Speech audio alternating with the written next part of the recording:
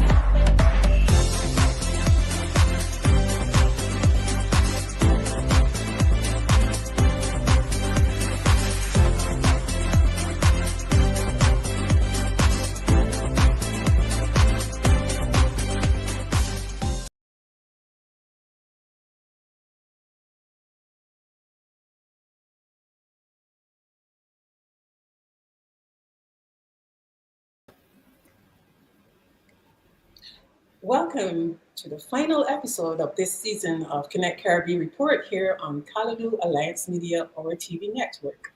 Over the past 10 weeks, we have taken a comprehensive journey across the critical themes and issues shaping the future of the Caribbean and its place in the global economy. We began with an exploration of the bold vision for Caribbean integration and dived into the strategies for U.S.-Caribbean engagement. From there, we unlocked the potential of financial technology and tackled the challenges of cross-border payment settlements. We took a look at some legal keys for Caribbean trade success and sought to bring clarity on bringing the digital divide and the Caribbean's role in global e-commerce. Our conversation deepened in episode 7 with Vision 2025, where we explored the foundation of a trade network connecting the USVI and the broader Caribbean and spotlighted a bold mega port vision, emphasizing Caribbean infrastructure as a gateway to the world in episode 8. Most recently, we explored the art of change leadership, managing and implementing change in a Caribbean single economy. And just last week in episode 10, we highlighted the movement of Caribbean people as a cornerstone of economic growth. Each episode has showcased experts' insights, practical solutions, and a shared vision for a stronger, more unified Caribbean region. Today, we take a step back to reflect on the journey, revisiting the ideas and inspiration from each topic as we look to the future. You can capture these conversations on Connect Caribbean YouTube channel at any time. I'm Jennifer Hyland, your co-host here on Connect Caribbean Report, where we're bridging the islands, uniting communities, and unlocking new possibilities for the entire region. So stay with us as we bring together the highlights of this transformative series here on Connect Caribbean Report. So we'll be right back with Ambassador Thomas and Special Envoy Althea Wiggins in Connect Caribbean Report, Connect Caribbean World, right after these messages.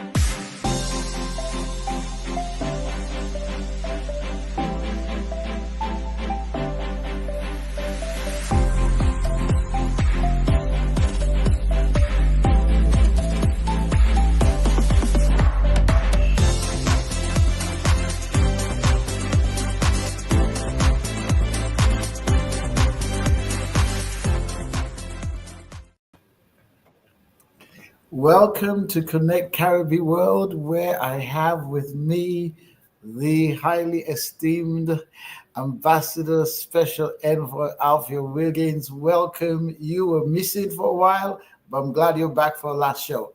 Welcome to the show. How are you doing? And where have you been in the world? You got to tell us. Wow. Well, thank you for that fantastic welcome, Dr. Thomas. I was visiting my three favorite countries, Guyana, Suriname, and Northern Brazil. As always, as special envoy to the Prime Minister, I do a lot of trade with these three countries. And as you know, right now in Barbados, we have a shortage of a number of items. First, it was milk, then it was chicken, then it was melons, and various other food items. And in the countries that I've just mentioned, they have this food in abundance that we are trying to bring to Barbados to stock our supermarket shelves and for our vendors. And it is very, very critical, particularly at this time with Christmas time. And we still have a little bit of short supply in a number of items. So my job when I visit these countries will be to get on the ground and engage with the producers and business persons in these countries to ensure that we get this food coming into Barbados. And of course, as you may know, with the 25 by 25 initiative, where we want to reduce our food import bill by 25% by the year 2025, we were making some big strides towards this effort, but I really must tell you, practically 3 full years of the pandemic did in fact put a spoke in our wheels where that is concerned. But next year, we are going to be actively pursuing that. And take for an example, we have AgriFest in February. We have the CARICOM heads of government in Barbados in February, and I will be bringing in no less than 50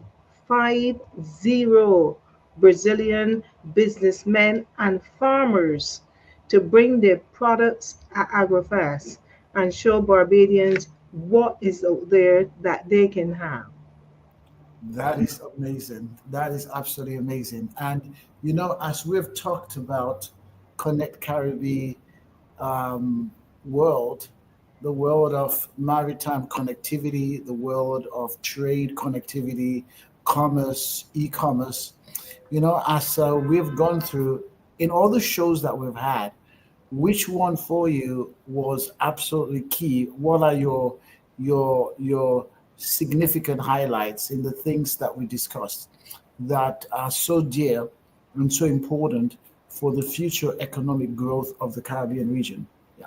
As you know, I would have missed about 5 shows, but I've been following the conversations in the chat.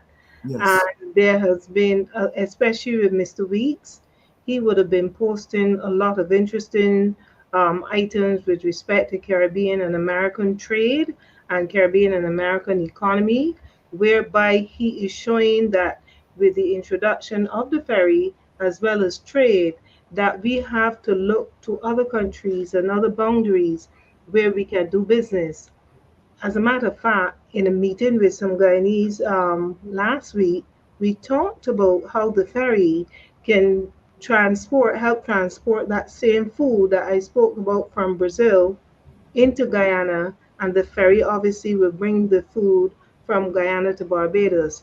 And this program, I would say, has been a very, very critical tool in bringing the Caribbean together because we always look outside of our region. I mean, people talk about South South cooperation, but of course, like including the Virgin Islands, where the other panelists are, that we can more or less integrate fully within the region. And as you know, besides the Connect Carib ferry, and as well as the United States Virgin Islands, I think because of what they can offer Barbados in terms of gateway into continental USA, it would be good for USVI to have a seat at the CARICOM table. And as I mentioned earlier, The CARICOM heads of government will be here in Barbados in February next year.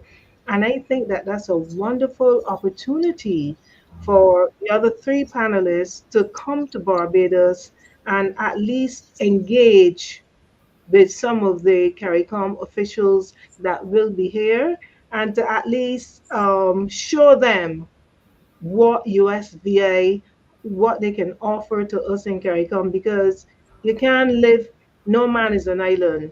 We need other countries to help us achieve the goals that we have there. Absolutely, absolutely. Now, for me, I mean, one of the major highlights of the show is the when we discussed the fact that the USVI can play a role very similar to Dubai, very similar to the role Dubai plays to Africa. Dubai has really become the financial capital for Africa, and I believe that the access to capital that is available in the U.S. Virgin Islands can actually serve the Caribbean region. You know, vision is it's a clear mental portrait of a future you want to create, and many times one of the ingredients required that's missing to take really great vision that will add value to a region, one of the ingredients that's missing is capital. And I believe that the US Virgin Islands can play a very key role because it's the United States, but it's also the Caribbean. So it has access to US capital. And I believe that we are pioneering and trailblazing a concept here. And we are going to make, we're going to have proof of concept very soon, where we're going to see a project executed, funded through the US Virgin Islands that will set a precedent and a template for the possibilities of how the USVI can integrate with the rest of CARICOM and be a greater um, uh, region. Yeah. Definitely, because again, like I said, CARICOM, we look at our what we would call our Commonwealth countries. So traditionally, the USVI would not have been a Commonwealth country. So as you know, most of the CARICOM countries would have most of them made up of the former realm and so on. Those of us who have become a republic, we are still part of CARICOM and we're still part of the Commonwealth, but we now have our own independence, literally, in terms of decision making. So, as I was saying, because of the meeting that is here in February, I think that the governor or Mr. Weeks or somebody should see if they can have a seat at the table here for that meeting. And I believe that you will open a big door, not only for Barbados, but for CARICOM to show us how we can, it is a real gateway into doing trade with the United States if we integrate with the USDA. I think is a wonderful, wonderful thing that Mr. Weeks and others are doing. Excellent. Okay, we see we have our host who's been doing an amazing job. Okay, Jennifer. Okay, over to you. Thank you very much, Ambassador Thomas and Special Envoy Althea Wiggins. I really love how your segment ended with a really special invitation to the upcoming, I believe it's the heads of government meeting or CARICOM meeting here in February, and really would help to crystallize and bring everything together that we've been talking about here in Connect Caribbean report. So thank you very much, Ambassador Thomas and Special Envoy Althea Wiggins. We'll be right back after these messages. Thank you. Thank you. This is the Bloomberg Money Minute. The November Consumer Price Index measuring retail inflation shows a 2.7% increase year over year. That's right in line with forecast and is encouraging some bets on a Fed rate cut 1 week from today. The president of the Teamsters says the union has $1 billion in assets. Sean O'Brien says the resources could influence how bargaining and labor disputes are handled next year.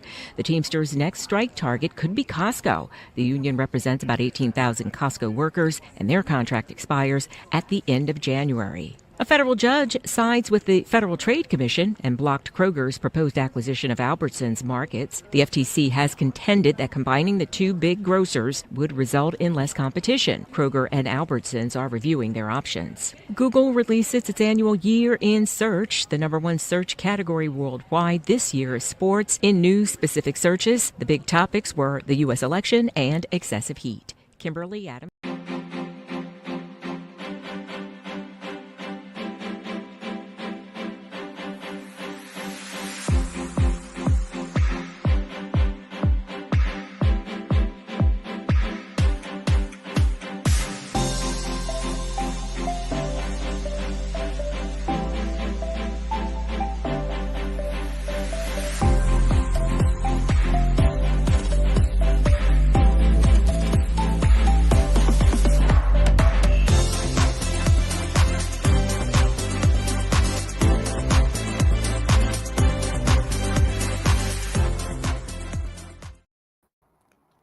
Welcome, everyone, to this Connecting the Dots segment of the show. And it's a pleasure to be here as we enter the holiday season and review some of the really interesting benchmarks and achievements we've done over the past several issues of the show.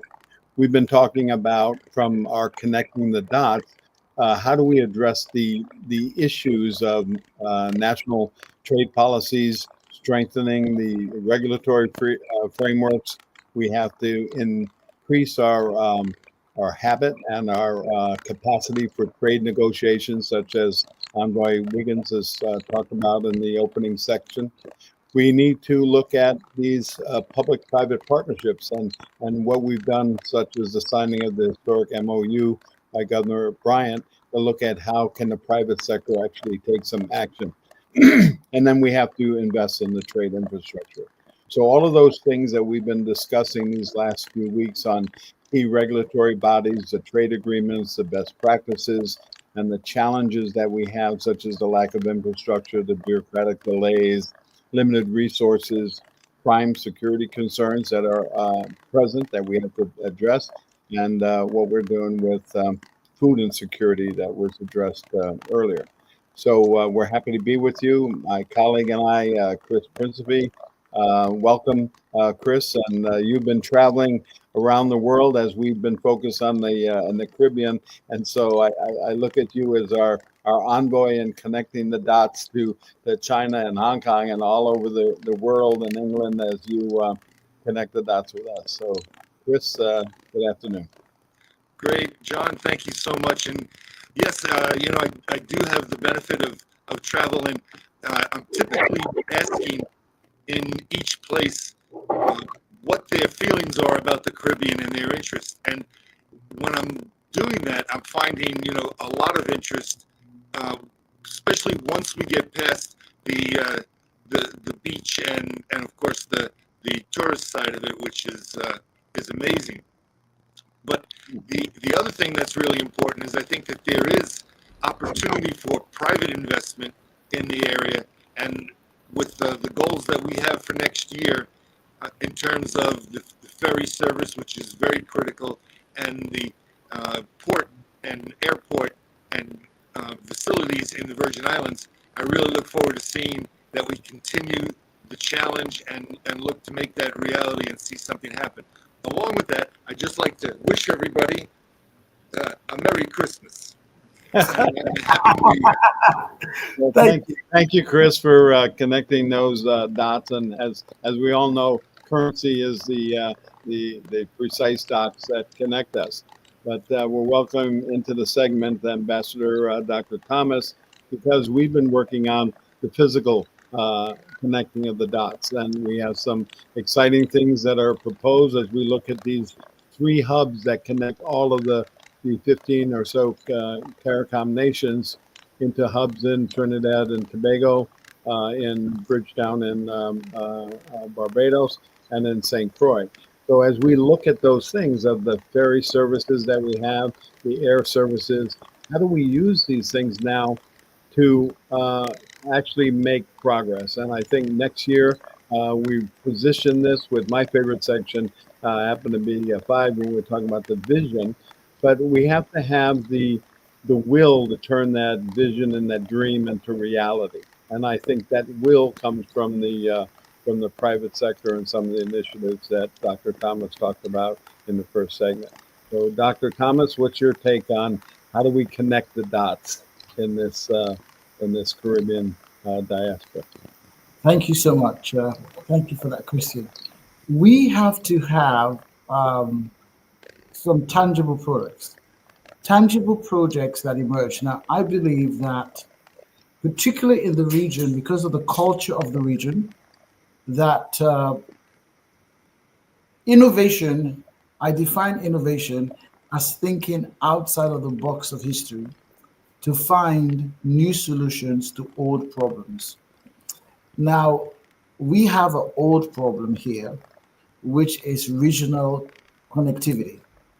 We are prescribing a new solution, which is leverage the US Virgin Islands as a hub, as a logistics hub, but also as a financial capital hub, and leverage that for the integration of the Caribbean. That's a new concept for many Caribbean leaders. It is innovative, it's something they haven't thought before. And with innovations and innovative thinking, innovative leadership needs to have tokens. You need to have a tangible. You need to have someone needs to see the first iPhone and say, wow, okay, I get it. Yep. So we need to do something that people will say, I get it.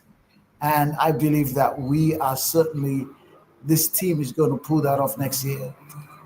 Okay, well, thank you very much for those remarks. And I'm taken by, the notion of seeing something that has always been there for the first time. Okay, and so Yes. St. Croix has always been here as a territory.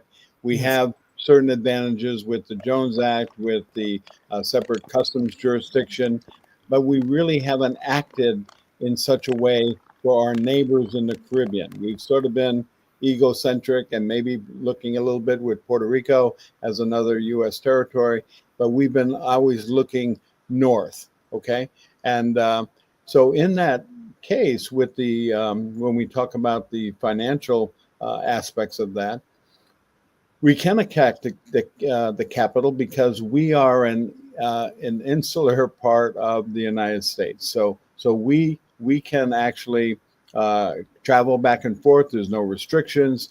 People can come to our Caribbean island without passports, and we have that advantage. So when we overcome the structural barriers of saying now with that vision and the strengthening with the new administration on the border, we become a very tangible third border of the United States that says that we can have people come to the United States by coming to the Virgin Islands, but not going into the mainland United States, which they would need different kinds of certifications and their passports for. So when we create those kinds of things that connect the dots, like with the CARICOM visa and the things like that, that says we need certain things. So we're going to provide that infrastructure, but we also need in our recovery from Hurricane Irma and Maria, we have some, $15+ billion of recovery funds that we're doing, but we have to rebuild our infrastructure. We have airports to build and hospitals to build and roads to build, and we need labor and manpower to do that. So we need, like we did when we recreated the refinery back in the 1960s, we need to be able to bring in our Caribbean brothers and sisters into that diaspora. So that's how we're going to connect the dots. We're going to connect financially the dots. We're going to create the infrastructure for the dots, and we're going to create the relationship so that the Caribbean can have finally a way of entering the United States without having to try to figure out how to connect the dots with multiple U.S. cities. There's one hub, just as there is with Barbados and Trinidad. We have Jennifer Hyland back with us as we look at the further aspects of the show. But Jennifer, it's been a pleasure hosting with Chris Principe and support all the time from Dr. Thomas and connecting the dots. Absolutely. It really has been a great So she connected the dots finally, and so we are about to go to the next segment. So I want to thank everyone as we end this segment and proceed with the show. Well, guys, it seems as if the system doesn't want me to connect the dots, but it's been a great time with you gentlemen talking about, connecting the dots, and thank you for the contribution. The exciting times ahead, and I'm glad that between Chris and yourself and input with Ambassador Thomas, that we really been able to give us that future vision that's needed to make the implementation of the Caribbean, connecting the Caribbean. And we look forward to our upcoming series in the new year to talk more about what's needed. But that's all the time we have for Connecting the Dots. But we'll be right back in the spotlight right after these messages. With a Bloomberg Small Business Report, I'm John Tucker, brought to you by Dell.com. Chicago's mayor proposes increasing a tax on cloud computing. He's trying to raise $128 million in revenue, but it could hurt the city's tech industry and deter businesses from operating there. The city's tech community has experienced significant growth in recent years, with startups raising a record $19 billion in 2022. Chris Deutsch, founder of Chicago-based Lofty Ventures, which invests in startups, says simply, "This isn't good." He tells Bloomberg they're just going to keep ratcheting up these taxes, and it's going to really hurt businesses and the entire tech community here. Maybe not immediately, but over time, this is a terrible trend and will absolutely hurt us. A spokesperson for the city's finance and budget departments said the tax is based on usage, minimizing the impact on small businesses. For example, a small business using the starter suite of Salesforce for one user would see the levy increase by just 50 cents a month. That's the Bloomberg Small Business Report.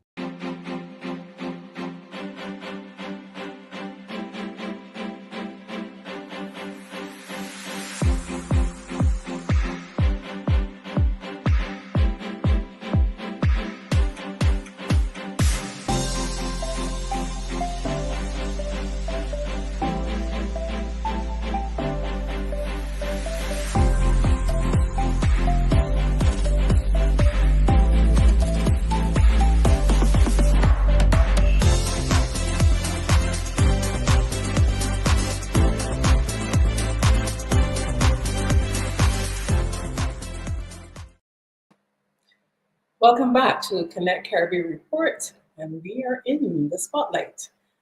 As we reflect on the insightful discussions from our In the Spotlight segment, we revisit pivotal moments with thought leaders shaping the future of the Caribbean. In episode 6, Carolyn Shepherd, a leading digital and alternate channels professional, shared strategies for bridging the digital divide and positioning the Caribbean in the global e-commerce space. Episode 5 featured Andrea Ewart, Esquire, founder of Developed Trade Law, who offered vital legal keys for achieving cross-border trade success.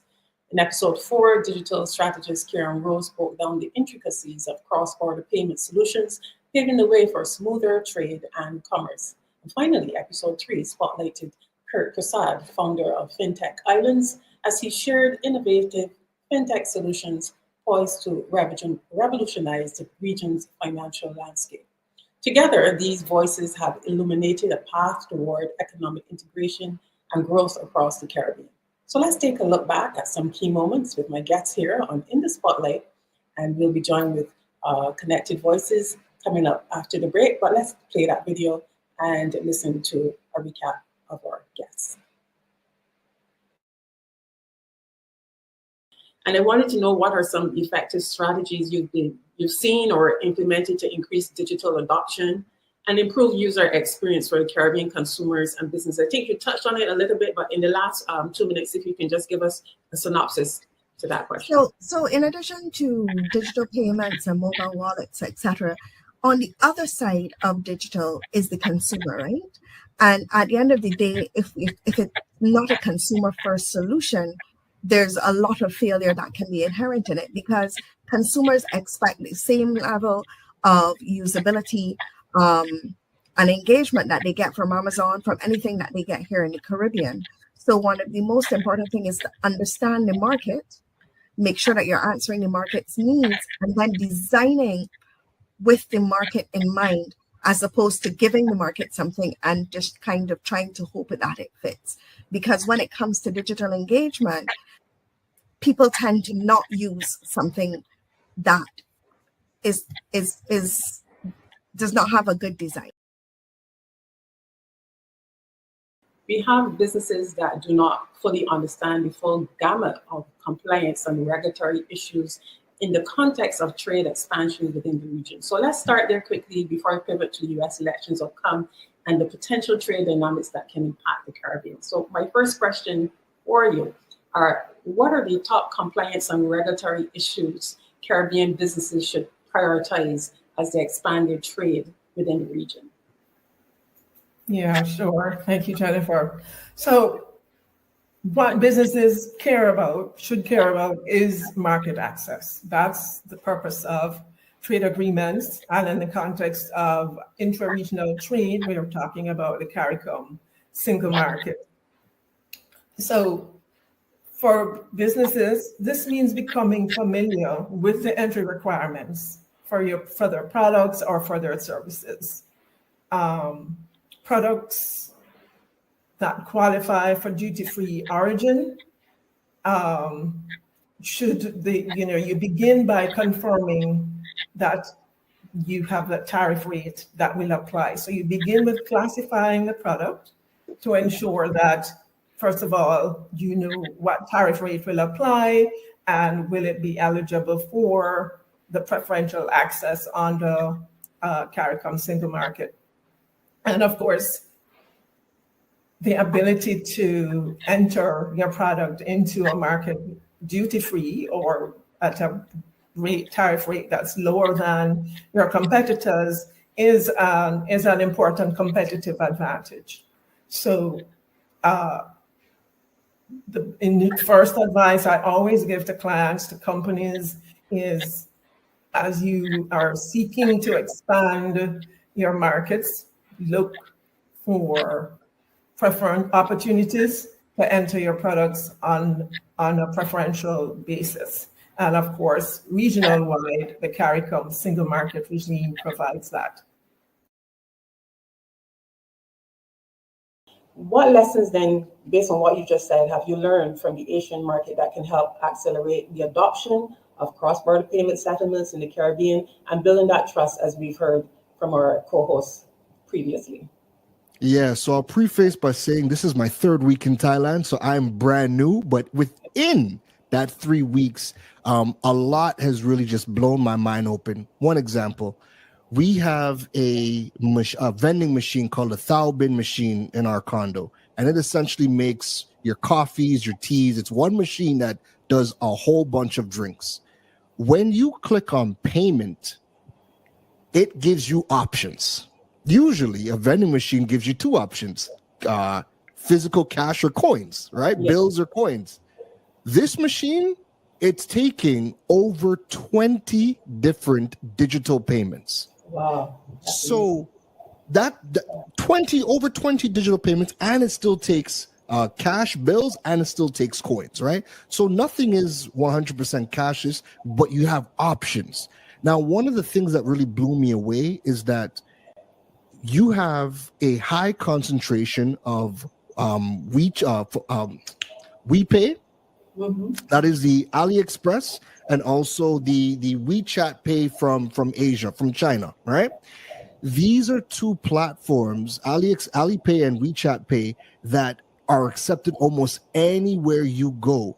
So the fact that they're prioritizing digital payments, not just from local companies in Thailand, but the Asian region on the whole is saying we need to connect the entire region through payments. That way, when people are coming from China, they're coming and they can easily make payments without having to worry about, is this country going to accept my currency or whatnot? Payments is like the last problem they're thinking about. How do you see then fintech innovations influencing economic growth, development in the Caribbean, particularly for undeserved populations and small businesses who need to be part of the whole ecosystem of digital transformation? Yeah, I think it can be very transformative.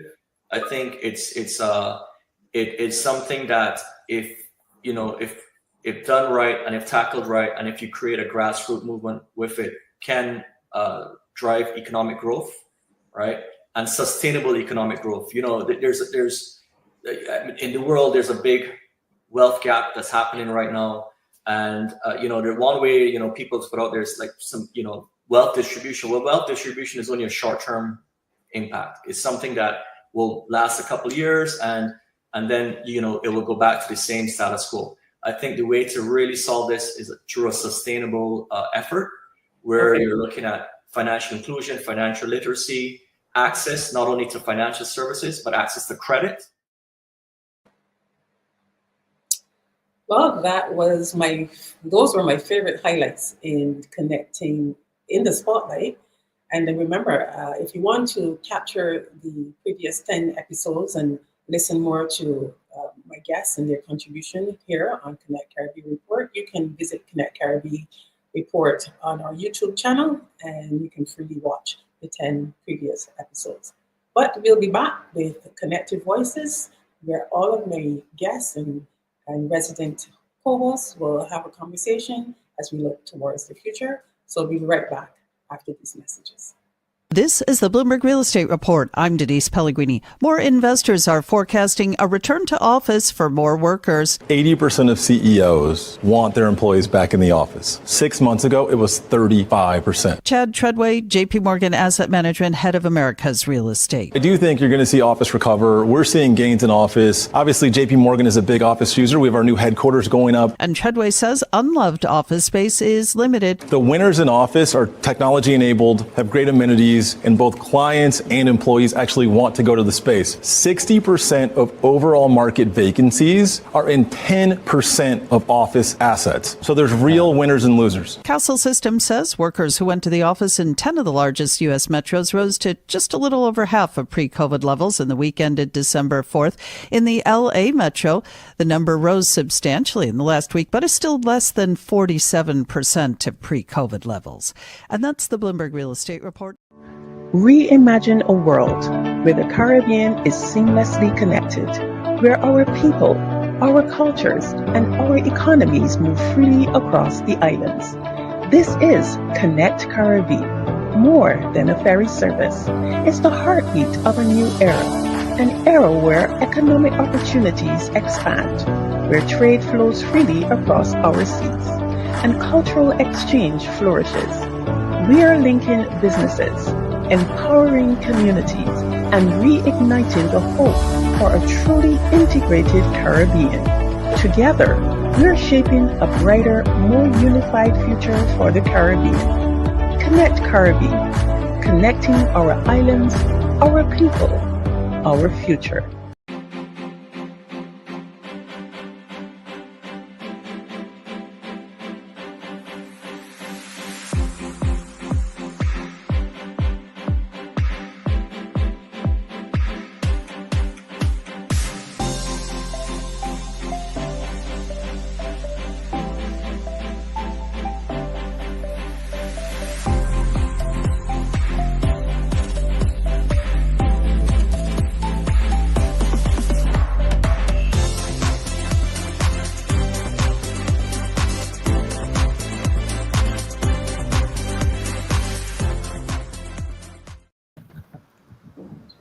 Welcome back to Connect Caribbean Report, and it's so good to have the rest of my team and Special Envoy Althea Wiggins joining us. I know I missed you, but I'm so glad that you are back with us for this final episode. But I have a question for the team, and I want us to get started with this question, and obviously everyone can jump in and give your overall reviews on the show ahead and what's coming up in the future. But my question to everyone: what do we need to prioritize moving forward for the future of the Caribbean regarding the Caribbean's potential, regional collaboration across the various sectors like from trade, e-commerce, to financial innovation and movement of people in order to strengthen regional integration, innovation, and global competitiveness? What do we need to prioritize moving forward? I can speak to that. We need to prioritize a tangible token. The region is known globally as a region where projects die. You speak to development banks all over, It's a known fact. We dealt with that. It's non-globally. So we need to execute, and that's the greatest thing. We have vision, we have strategy, but there has to be a token that indicates the capacity to execute. And so those are my thoughts. My thoughts would be getting that ferry up and running because, like I said, it is being anxiously anticipated. And from what we would have discussed in the past, um, full integration with the USVI, because I think that the USVI going forward will be playing a significant role in what is happening with CARICOM. I foresee it because, as I said, you cannot live on an island alone or think only of CARICOM because, as you can see, with Barbados, our Prime Minister is engaging many leaders across the world because you need to exist. And as I said, for us and with CARICOM, those of us who are doing it at the regional level, one of the things that I would like to see going forward definitely is the ferry starting, and of course integrating the USVI more seamlessly and smoothly with CARICOM. And I think that once we can achieve that, I think that going forward we would be able to have our trade relations a lot better with the U.S. with the mainland U.S. because someone said earlier you can start with the USVI. I've never gone there. Hopefully next year I would like to do so and see what is the difference between Caribbean USVI and USA itself. So I believe that it will play an integral and very important role in trade relations going forward. And I'm sure Mr. Weeks would agree with me on that score.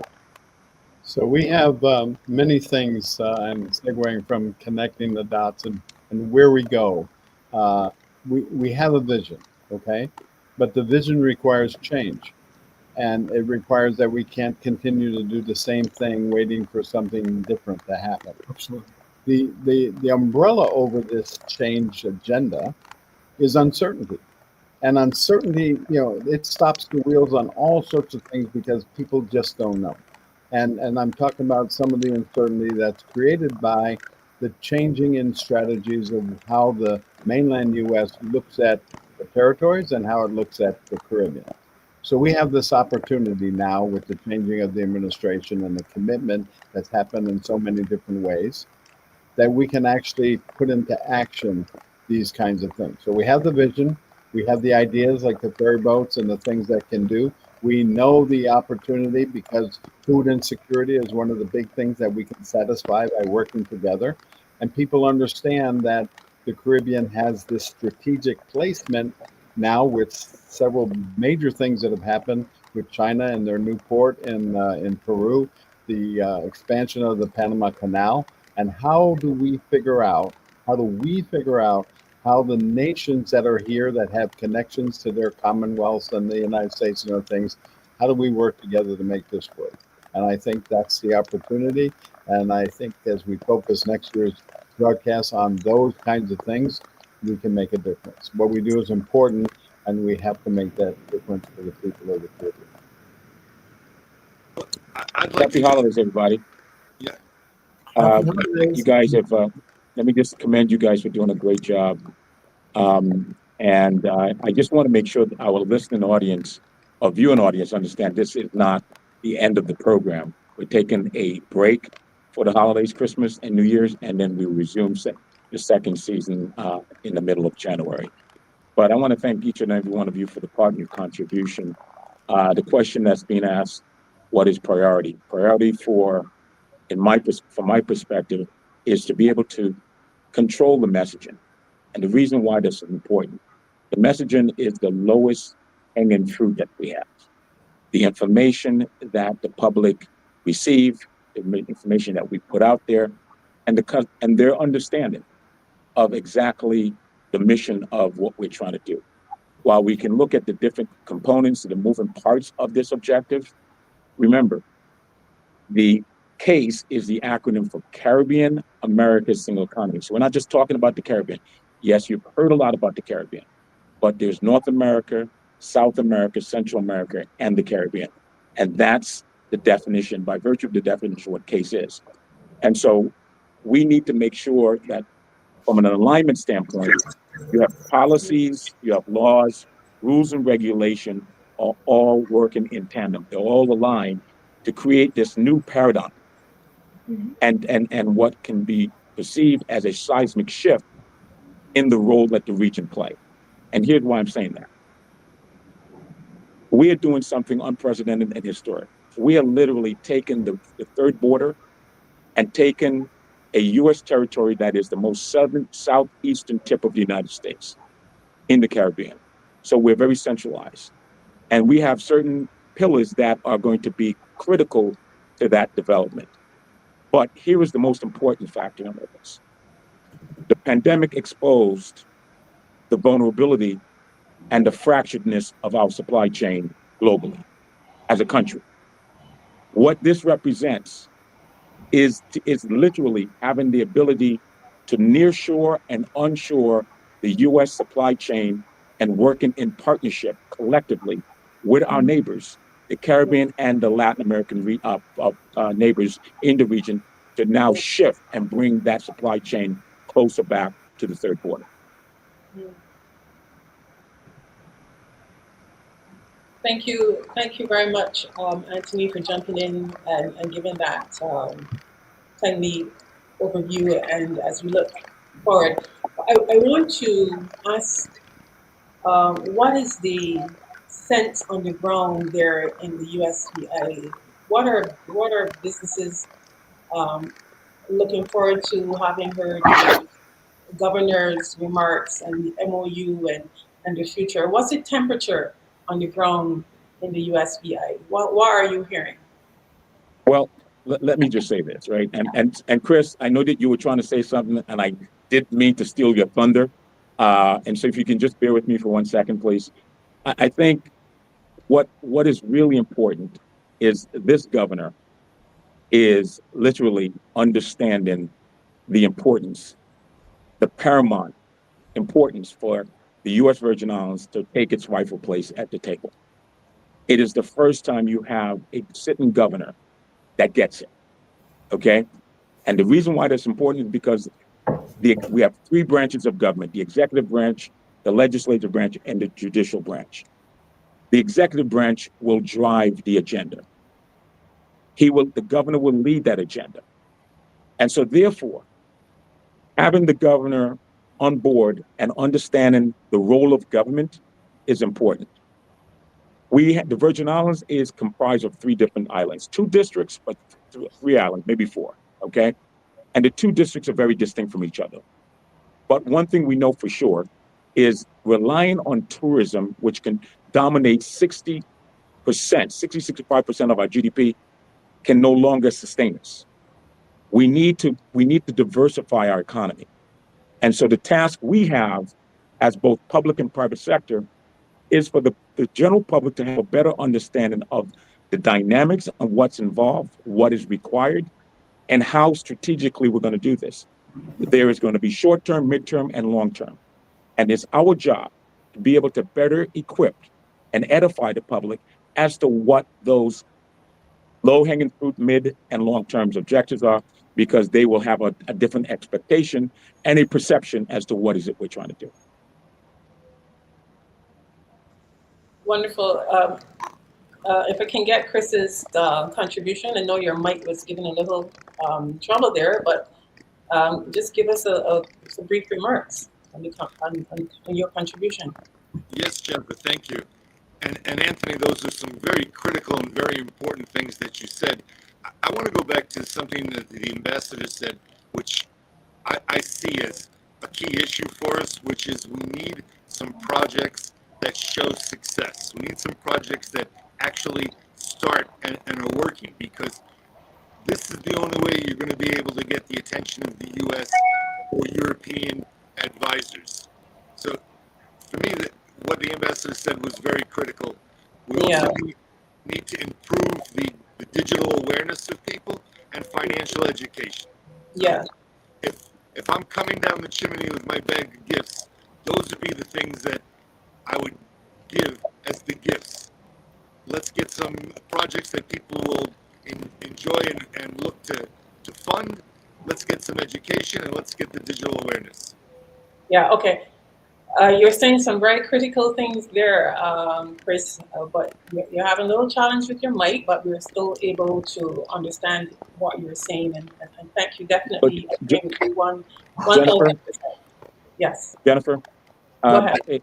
and I've heard we've talked about redrawing the map from a supply chain logistics point of view, and the movement of people and goods, and how it impacts those industries, and the role how technology is going to transform the region.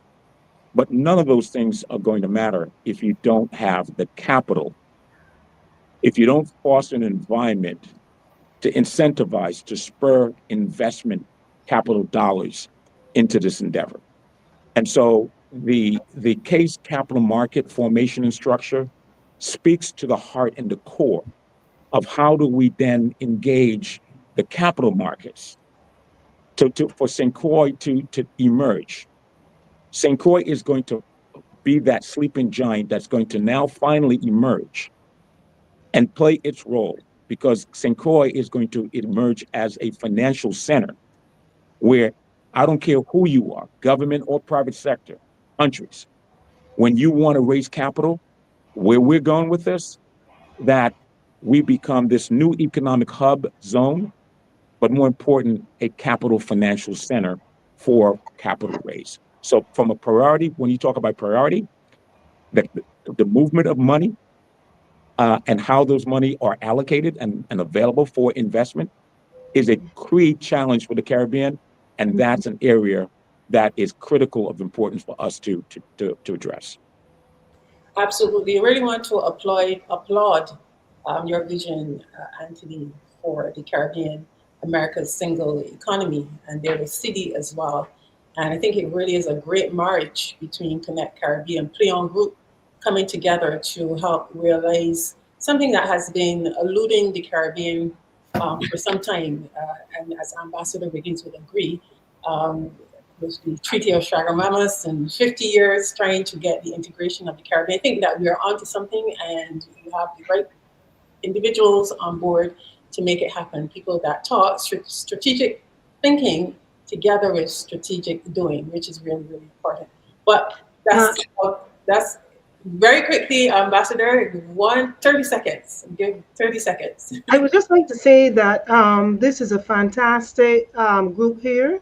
And I personally would like to engage the group off camera, because it's a wealth of knowledge and information even to help me execute my job. And I just want to say, would like to engage, each person either collectively or individually, because there's a wealth of knowledge here.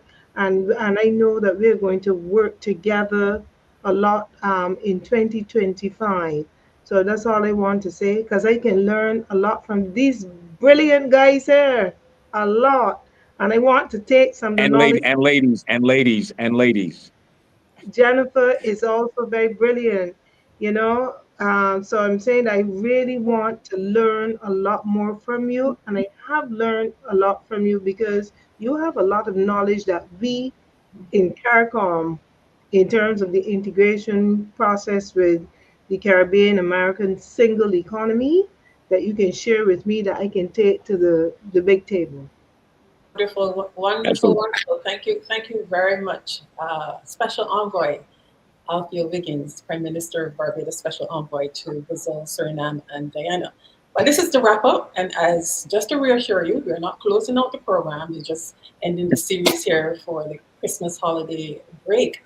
But as we close this incredible journey of the Connect Caribbean Report, we want to thank you, our loyal audience, for being with us through each episode. Over the course of this series, we've navigated key topics that are vital to the growth and development of our Caribbean region, from bridging the digital divide, advancing cross-border trade, to harnessing fintech and unlocking the potential of regional collaboration. This is not the end, but the beginning of what's next. So we're thrilled to announce that Connect Caribbean Report will return on January 15th with a brand new series. And as we move into 2025, we're committed to continuing the dialogue featuring fresh insights, new thought leaders, and actionable solutions for driving innovation, inclusion, and growth across the Caribbean and beyond. Stay tuned and follow us on Connect Caribbean social accounts for updates and also here on our TV network.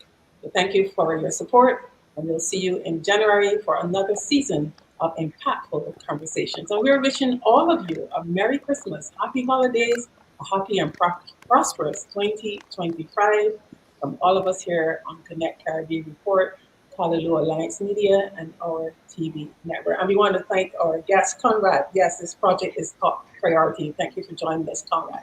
We'll see you in January. Have a good afternoon, everyone. And happy holidays. Happy holidays.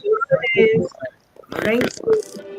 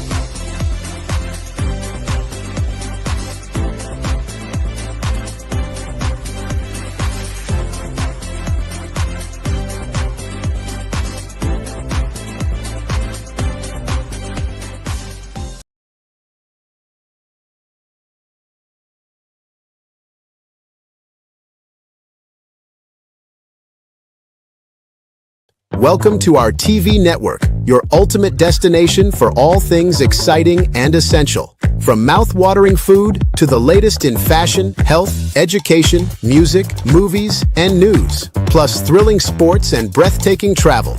Our TV network brings it all to you. Tune in today and experience the best of every world. All in one place, RTV.network.